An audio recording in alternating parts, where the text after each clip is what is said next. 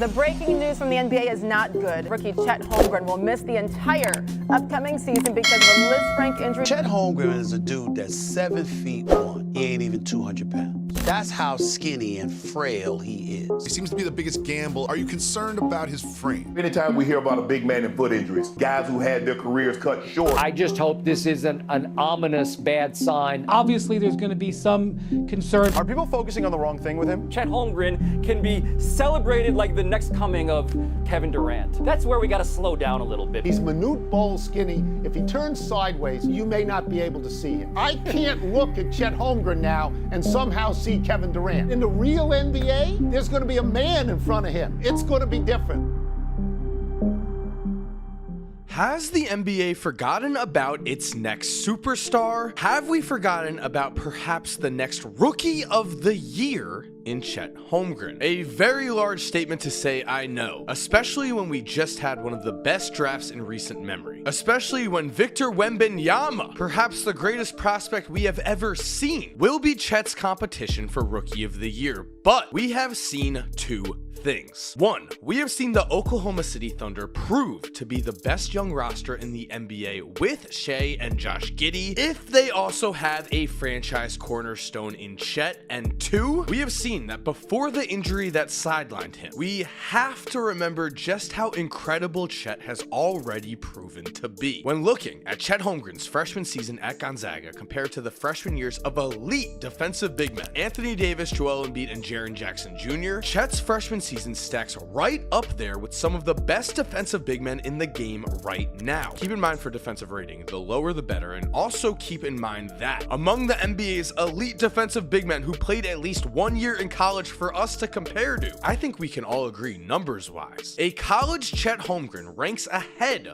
of Joel Embiid and Jaren Jackson Jr. and sits just below Anthony Davis as a defensive prospect coming into the NBA. So what's up guys, Mike here, and yes, that is the type of prospect we are looking at in Chet Holmgren. We have what 5 years ago would have been described as a unicorn, a player who can shoot threes, can create off the dribble in the half court, runs the break, and finishes at an extremely high level in transition, and with an absurd 7'6" wingspan, has proven he can dominate the game on the defensive end in a way that is simply disruptive. It was just 1 year ago today when Chet Holmgren was seen as a potential generational prospect, a do-it-all freak of nature who, if he could just put on some weight, could be an all-time great in the making. Did we forget about his summer league performance? The one where he not only dominated in a way that made us all shake our heads, but also, did we forget that Chet, after finishing with 23 points and 6 blocks, took to Twitter and simply laughed, telling the rest of the league what a joke it was that anyone would think that he was the number 2 player in his class. Here's what Chet did. One steal leads to the other. Holmgren up top and down. Both teams had was just driving into the paint, creating a pass situation. Confident. The second free ball by the number 2 pick. And they have to find an answer for the unicorn. Step back block by Holmgren. That's what he does. Here's Law, baseline. Takes it right at Holmgren. And guess what?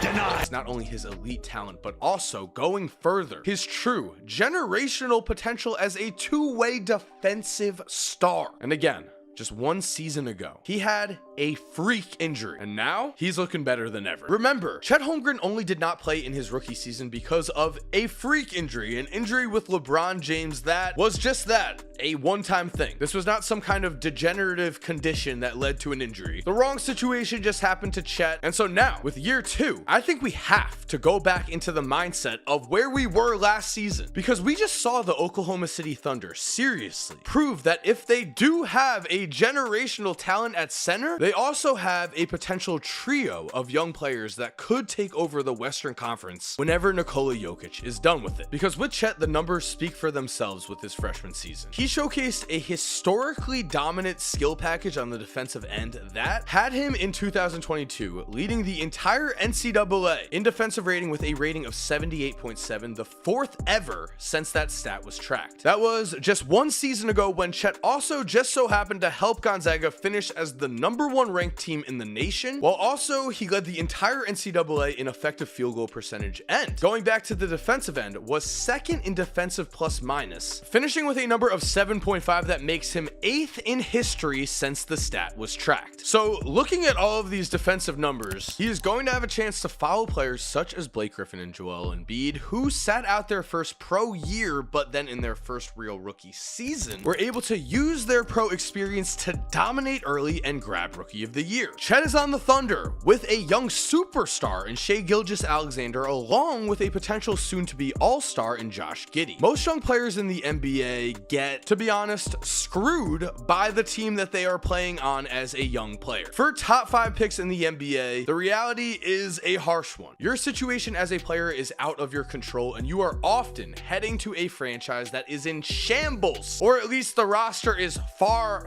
from contention. Meanwhile though, for Chet, OKC is the ideal situation for him. A young talented group of competitors who will be pushing for a middle of the Western Conference playoff seed next year. What better environment could we ask for, especially knowing they need a center? That is what we're going to be watching next year, and at this point in time, when it comes to Rookie of the Year, I think we can all agree that Victor Wembanyama looks like he is going to be a generational prospect, one of the most special players we have ever seen. It is here though that I do want to point to Scottie Barnes' Rookie of the Year trophy right now. If Chet is on the Thunder and they are competing for the middle of the Western Conference, while Wemby is playing on a Spurs team that is more in the 12 to 14 range, because let's be honest, San Antonio's roster does need a lot of help. If that is the case, Wemby could put up better numbers, but with winning on his side, I would definitely not count out Chet. It is here that I do want to bring up the fact that despite their similar makeups in height and weight, Victor Wembanyama and Chet Holmgren have vastly different games. Wemby is training his overall game to be that of an offensive superstar quickly. We were watching him launch off the dribble NBA threes against the G League Ignite last year. Chet needs to be seen in a different category, and that is one of an absolutely elite defensive star prospect. Defensive star. That is what Chet is in terms of prospects, at least. A potential freak who could control the paint, protect the rim, and use his mobility to move those feet and defend switches in a way where, again, he disrupts entire offenses. I don't want to say Giannis because Chet Holmgren is not as fast as Giannis, but Giannis is not as tall as Chet. Giannis's nickname is the Greek Freak. The reason being that on the court, he just does things that other players are not able to do on the defensive end. Same goes with Chet Holmgren. We have watched him already block the careers out of people. And one of the biggest reasons as to why Chet Holmgren is such an elite defensive prospect is that Chet is an extremely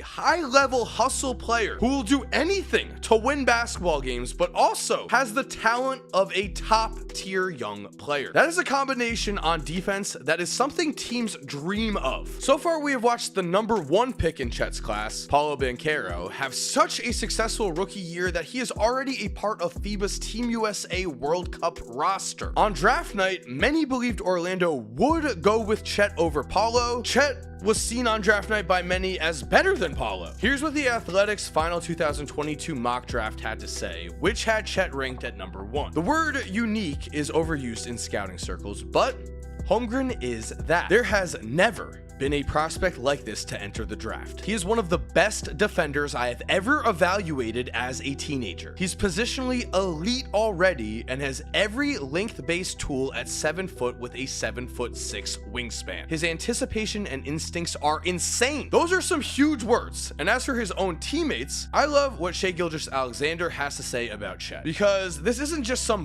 fluff. Shai said, "The kid wants to be good, and I think that's the biggest thing. He wants to be really good. He wants to prove himself to the world, and that fire in him is impressive. And I think he's gonna be a heck of a basketball player. I 100% believe that. We have seen the work that Chet has put in. Yes, the muscle might not be there yet, but I think you can certainly tell a difference. I think that Chet is just working at one of those Kevin Durant, not able to do a single bench press of 180 pounds at the draft combine type of body type. So if anything, putting on that weight might have great long-term effects for Chet Holmgren's future. And I do really believe in Chet's talent. I also believe in his on-court motor, and I believe in his work ethic to keep playing at an elite level. I think the real question is, after this freak injury, will he stay healthy? Will it have any long-term effects? I really hope not, because I do think that if Chet does stay healthy, he's going to be a special player. So thank you for watching. I hope you enjoyed today's